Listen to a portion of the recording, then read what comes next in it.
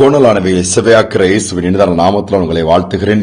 நம்முடைய ஆவிக்குரிய சிந்தனைக்காக ஏசாயா தீர்க்கதரிசன புஸ்தகம் 45 அதிகாரம் 2 வசனத்தை நான் வாசிக்கிறேன். நான் உனக்கு முன்னே போய் கோணலானவைகளை செவ்வையாக்குவேன்.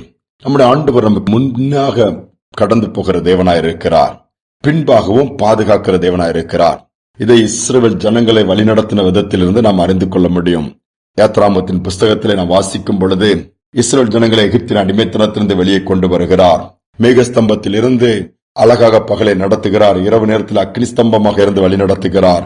முன்னும் பின்னும் பெரிய பாதுகாப்பை வைக்கிறார். பார்வோன் சேனைகள் தொடரும் பொழுது கூட அதை நீங்கள் வேதத்திலே பார்க்க முடியும். அதை நெருங்காதபடி, ஜனங்களை மீண்டுமாய் பிடித்துச் செல்லாதபடி முன்னும் பின்னுமாய் அழகாக பாதுகாத்து வழிநடத்தி கொண்டு போகிறார். நம்முடைய ஆண்டவர் நம்முடைய வாழ்க்கையில முன்பாக போவார் என்று சொன்னால் எல்லா கோணலானவைகள் செவையாக்கப்பட்டுவிடும்.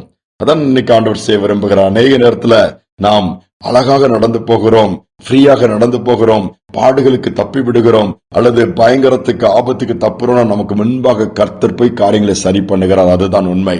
நமக்கு அநேக நேரத்தில் தெரியாது. அந்த பாதை கடந்த பின்புதான் தெரியும், இந்த கடினமான பாதை நான் எப்படி கடந்து வந்தேன், இந்த நெருக்கமான பாதை எப்படி கடந்து வந்தேன். கர்த்தர் முன்பாக போய் அழகாக நமக்கு பாதைகளை ஏற்படுத்தி கொடுக்கிறார், வழிகளை உண்டாக்குகிறார். எப்படி வனாந்தரமா அங்கு வழியை உண்டாக்குவாராம், என் பிள்ளை வழி தப்பி போயிடக்கூடாது என்று சொல்லி அவாந்தரமா அங்கு ஆறுகளை உண்டாக்கி செழிப்பை கட்டளையிடுவாராம். மாறாவை போல கசப்பா இருக்குதா, அதை மதுரமாய் மாற்றி கொடுப்பார். ஏனென்றால் அவருடைய பிள்ளைகள் மேல் அவ்வளவு அன்பு ஆண்டவர் வைத்திருக்கிறார். அவருடைய நேசிக்கிற பிள்ளைகளுக்கு முன்பாக கர்த்தர் போய் காரியங்களை செய்கிறார். அதனால்தான் இம்மட்டும் நாம் நிர்மூலமாகாதபடி ஒவ்வொரு காரியங்களையும் தாண்டி வந்திருக்கிறோம்.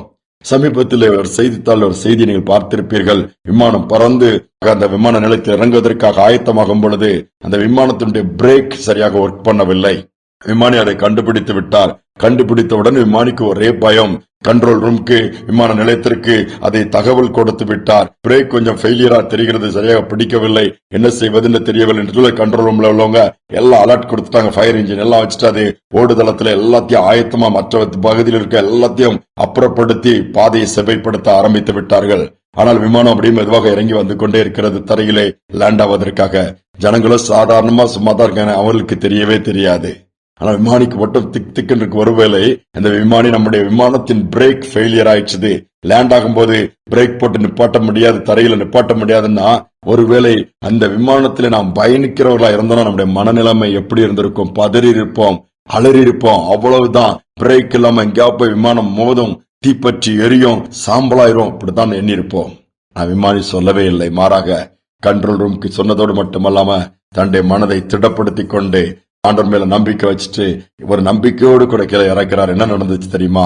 பத்திரமா கீழே இறங்கி கண்ட்ரோல் பண்ணி நிப்பாட்டிட்டாரு. அதற்கு பின்புதான் செய்தி வருகிறது. எல்லா விமானிகளுக்கும் ஒரு பெரிய ஆச்சரியம், அதிர்ச்சியும் கூட. அநேக நேரத்தில் அப்படித்தான் காரியங்களை பார்க்கும் பொழுது நம்மளாம் கடந்து போற பாதையில் இருக்கிற பயங்கரங்களை, எதிர்நோக்கி இருக்கிற பிரச்சனைகளை நம்ம பார்த்தோம்னாலே கர்த்தரை காண்பித்த நம்ம அலறி விடுவோம், பயந்து விடுவோம், அதிலே வாழ்க்கை முடிந்து விடும். இல்லை, நான் முன்பாக போகிறேன், நான் முன்பாக போகிறபடினாலே கோணலானவைகள் செவ்வையாகும், கரண்டு முரண்டானவைகள் சமமாயிரும், பள்ளங்கள் எல்லாம் நிரப்பி நடப்பதற்கு ஏதுவாய், கடந்து செல்வதற்கு ஏதுவாய் மாற்றிக் கொடுப்பேன் சொல்லுகிறார். அந்த நம்பிக்கையோடு கூட ஆண்டவரை நோக்கி பார்ப்போம். அவர் எல்லாவற்றையும் பார்த்துக் கொள்வார். அவர் நம்முடைய வாழ்க்கையில முன்பாக போவதற்கு அனுமதிப்போம். அவரை நாம் பின்தொடருவோம். ஜெபிப்போம். அன்பின் தகப்பனே, நீர் எங்களுக்கு முன்பாக போகிற தேவனாய் இருப்பதற்காய் ஸ்தோத்திரம். அநேக நேரம் நாங்கள் அதை மறந்து விடுகிறோம். அநேக நேரம் எங்களுக்கு முன்பாக நாங்கள் வைக்க மறந்து விடுகிறோம், விட்டு விடுகிறோம். அப்பா, அப்படி அல்ல. எப்பொழுது நாங்கள் உண்மை எங்களுக்கு முன்பாக வைக்க, நீர் போகிற பாதையில் நாங்களும் வர, உம்மை பின்பற்ற, உம்மை சார்ந்து கொள்ள எங்களுக்கு கிருபை பாராட்டுங்கப்பா. அநேக பயத்தோடும் திகிலோடும் பாதைகள் எல்லாம் கலக்கத்தோடு கடந்து போகிற பிள்ளைகளை கண்ணோக்கி பாருங்க.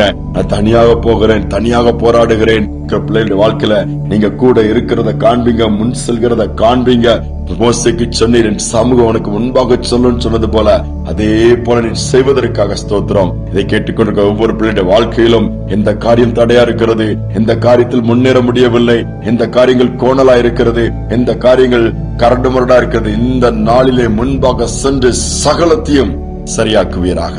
தாழ்த்தி ஒப்புக் கொடுக்கிறோம். துதிகனமை ஏற்றுக்கொள்ளும். மீட்பு நாமத்தில் வேண்டிக் கொள்கிற நல்ல பிதாவே, ஆமேன், ஆமேன். கர்த்தர் நமக்கு முன்பாக போவதோடு மட்டுமல்ல, கோணலானவைகளை செவ்வையாக்குவார். இந்த சிந்தனையோடு இந்த நாளை தொடருவோம். மீண்டும் நாளை தினம் சந்திப்போம்.